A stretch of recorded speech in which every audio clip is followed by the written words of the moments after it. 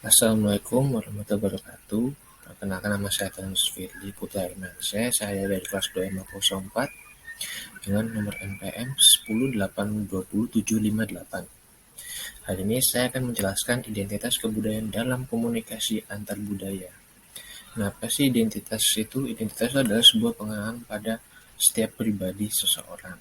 Nah, di sini kita menjelaskan tentang identitas kebudayaan dalam komunikasi antar budaya. Di sini ada banyak, ada pengertiannya, ada komunikasi antar etnik, ada ras kulit. Kita menjelaskan ras kulit di berbagai dunia yang ada pada dunia manusia. Nah, saya akan lanjut.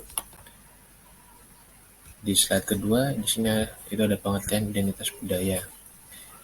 Identitas budaya merupakan cerminan kesamaan sejarah serta kode-kode budaya yang membentuk sekelompok orang yang menjadi satu. Sudut pandang ini yaitu bisa dilihat bahwa ciri fisik atau lahirlah mengidentifikasikan mereka sebagai suatu kelompok. Nah, dari sini kita bisa lihat kalau kita itu merupakan cerminan, identitas kita itu merupakan cerminan pada kesamaan sejarah yang terjadi dan kode-kode budaya yang membentuk sekelompok orang yang menjadi satu atau manusia yang menjadi satu pada kumpulan manusia. Nah, di sudut pandang ini kita bisa melihat bahwa ciri fisik atau itu bisa membuatkan atau melahirkan dan mengidentifikasi mereka sebagai suatu kelompok. Nah, komunikasi antar etnik. Nah, komunikasi antar etnik itu terdapat nilai-nilai budaya yang sama yang dimiliki individu-individu atau anggota pada suatu kelompok, sehingga tertutup bagi individu luar untuk memasuki bahkan mengenali kelompok etnik tersebut. Jadi komunikasi antar etnik itu memang berbeda-beda karena setiap etnik mempunyai bahasa sendiri. Seperti contohnya Indonesia berbeda dengan bahasa Eropa, ya bahasa Italia atau bahasa Inggris. Nah, mempunyai etnik juga di dalam negara tersebut pasti ada etnik. Nah, di Eropa juga pasti ada etnik. Contohnya seperti suku Jawa, di sana ada suku Anglo-Saxon seperti itu. Nah, ras kulit.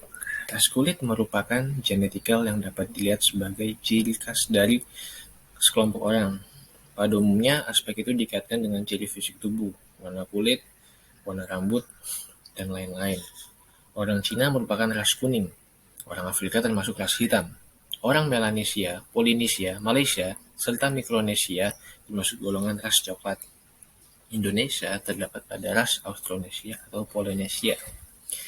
Nah, komunikasi antar ras diwujudkan dalam komunikasi antara individu atau kelompok yang berbeda ras. Dalam kehidupan sehari-hari, komunikasi antar ras dapat dilakukan dalam konteks antar pribadi, kelompok, organisasi, maupun komunikasi massa. Itu bisa dapat dilakukan oleh berbagai orang yang dengan berbeda ras kulit. Nah, di sini saya akan menjelaskan 7 karakteristik identitas budaya. Nah, yang pertama ada persepsi diri. Baik berupa penggambaran diri sendiri atau avowal maupun penggambaran diri orang lain atau ascription.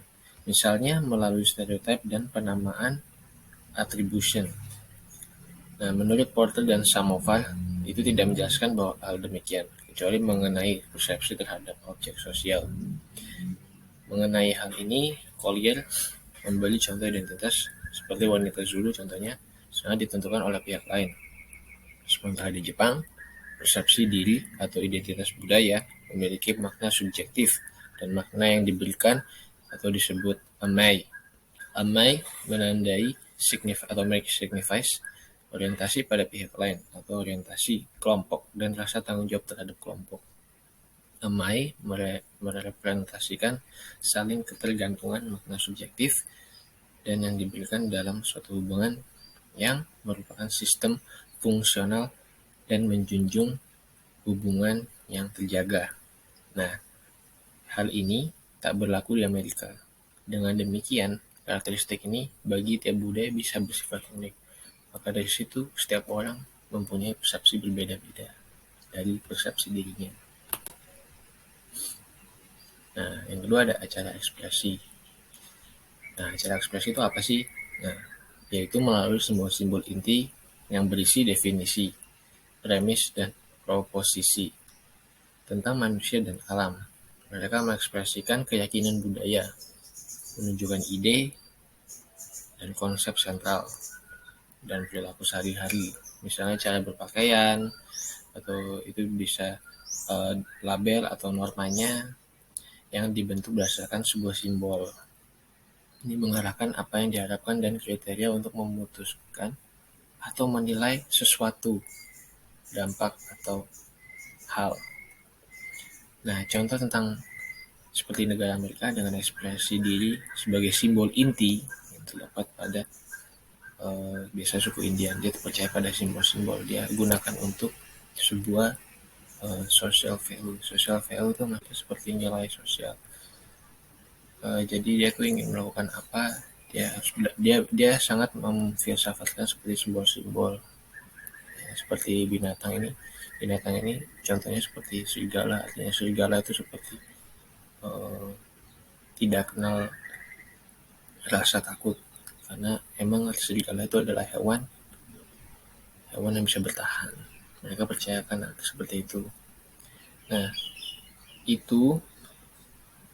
di Amerika keturunan Afrika atau keaslian, kebudayaan, dan daya ekspresifnya sebagai simbol inti.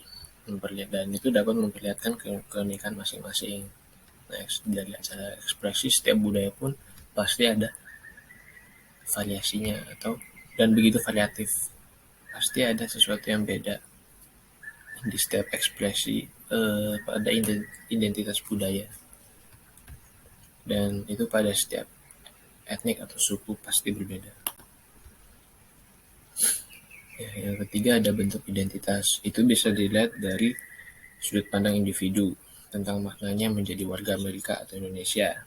Nah, itu ketika kita ingin tahu mengapa ia berperilaku demikian. Maksudnya seseorang berperilaku demikian, itu kita minta ia menjelaskan identitas budaya itu setelah pengalamannya sebagai anggota kelompok. Kita memandangnya dari sudut hubungan.